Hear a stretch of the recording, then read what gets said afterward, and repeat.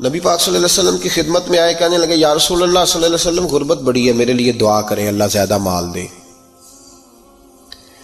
تو محبوب صلی اللہ علیہ وسلم نے فرمایا تو جس حال میں اچھا ہے وہ تیرے لیے بہتر ہے، جس میں تو ہے وہی حال تیرے لیے، فرمایا تو جس حال میں ہے نا وہ حال تیرے لیے بہتر ہے، اسی میں رہ۔ کہ نہیں حضور دعا کریں، فرمایا سال بعد تو باز آ جا، حضور دعا کریں، فرمایا تو باز آ جا، 2-3 دفعہ کہا، ضد کی، محبوب نے فرمایا جا پھر اللہ تجھے زیادہ پیسے دے گا۔ چند بکریاں خریدی، اتنی برکت ہوئی کہ بکریوں کے ریوڑ بن گئے، پھر کچھ بکریاں بیچ کے گائے خرید لی، ان کے بھی ریوڑ ہو گئے، پھر کچھ اونٹ اونٹنیاں لے لی، ریوڑ ہی ریوڑ۔ پہلے 5 وقت مسجد میں آتے تھے، اب فجر اور عشاء رہ گئی۔ پھر مال زیادہ ہوا تو مدینے شہر میں کوئی جگہ ہی نہیں، مدینے سے باہر حویلی خریدی، پھر جمعہ ہی رہ گیا، جمعے کے جمعے آتے۔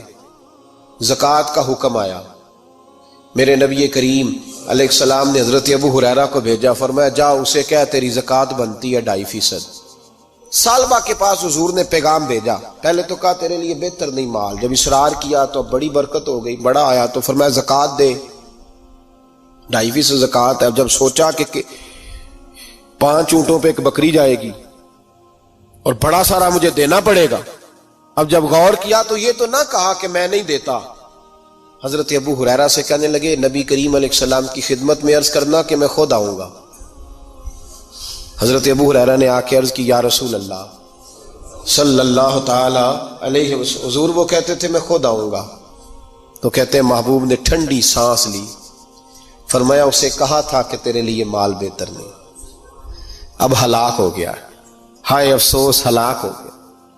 ان کو بھی تھوڑی دیر کے بعد احساس ہوا کہ یہ میں نے کیا کیا، نبی پاک کو ہی کہہ دیا نہیں ہے، حضور کو کہہ دیا بعد میں آؤں گا۔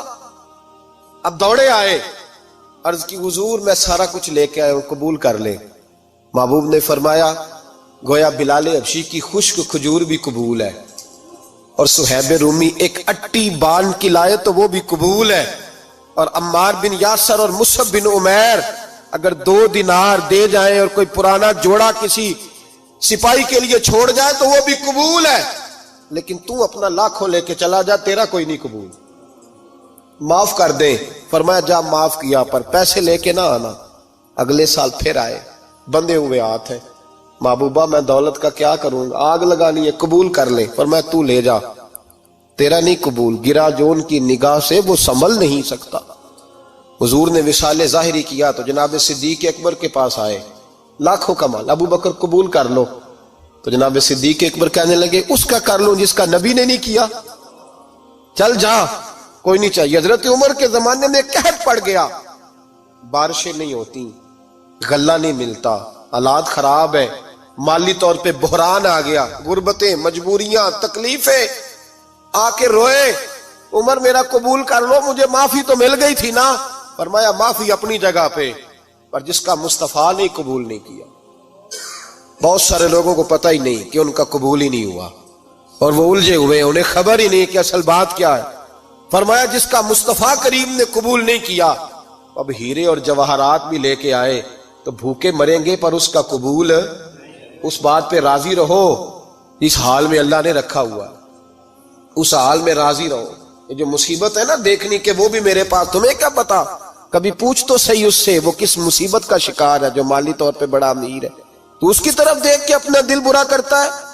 بس جس حال میں رب نے رکھا ہے اس حال میں رہ۔